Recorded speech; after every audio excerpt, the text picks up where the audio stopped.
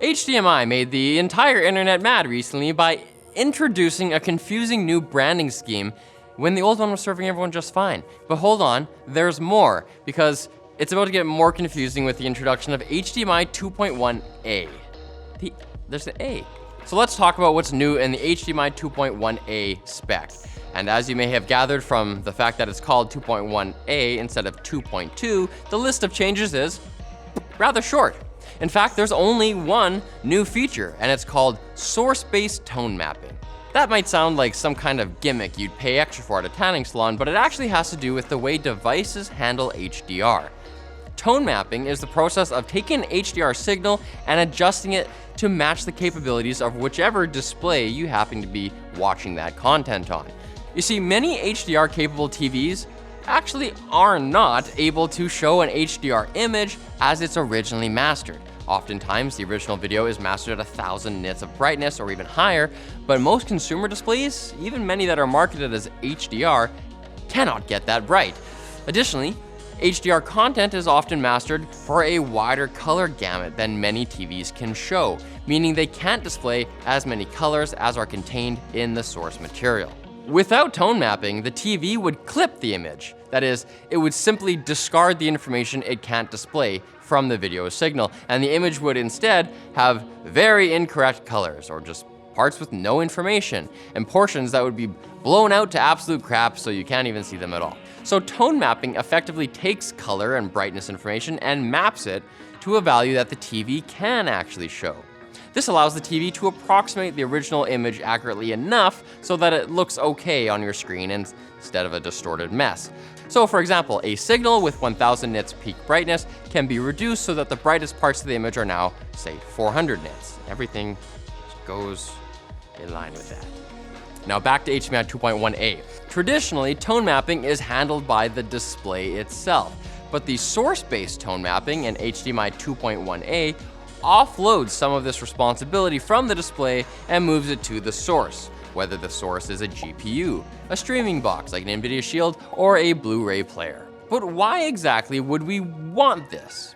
Dolby Vision HDR actually already has a proprietary option where you can select either TV-led or player-led tone mapping.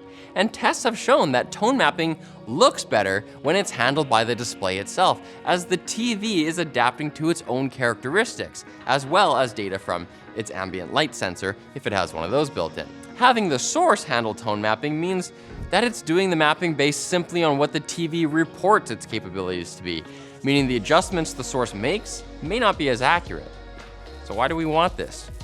Well, it's because there is a big plus to source-based tone mapping: lower latency. Even if something might look a bit better if the TV is handling the tone mapping, this additional processing that the TV has to do adds latency, which can be a significant drawback for gamers who want as small of a delay between pressing a button on the controller and seeing an action happen on the screen as possible. So source-based tone mapping, or SBTM, is a sensible addition to HDMI's increasingly gamer-focused feature set. Additionally, source-based tone mapping does allow more of a plug-and-play experience for the user, as since it allows the source to read and understand the display's capability, the user won't have to spend as much time adjusting picture settings to get their HDR content to look right. For now, it sounds like SBTM support can be added to existing devices via firmware updates, but that'll be up to device manufacturers. So if you want the feature without spending extra on new equipment, your mileage may vary, as AV manufacturers have a track record, let's say, of being very slow with updates. Additionally, HDMI 2.1a is going to suffer from the same stupid naming issues we saw with the original HDMI 2.1. All current HDMI devices will transition over to the HDMI 2.1a name, but they don't all have to support every new feature of HDMI 2.1 or 2.1a, so make sure you read the spec sheet to see if the features you care about are actually present. I mean, you never spend money without reading the fine print first, right? Big thanks to FreshBooks for sponsoring today's video. FreshBooks is easy-to-use accounting software that helps you do your business. You can impress clients with professional-looking invoices that detail the work you've done. You can use automated payment reminders if invoices get past due, easily track expenses, and use the FreshBooks time tracker to log every minute of billable hours so you don't have to think about it later.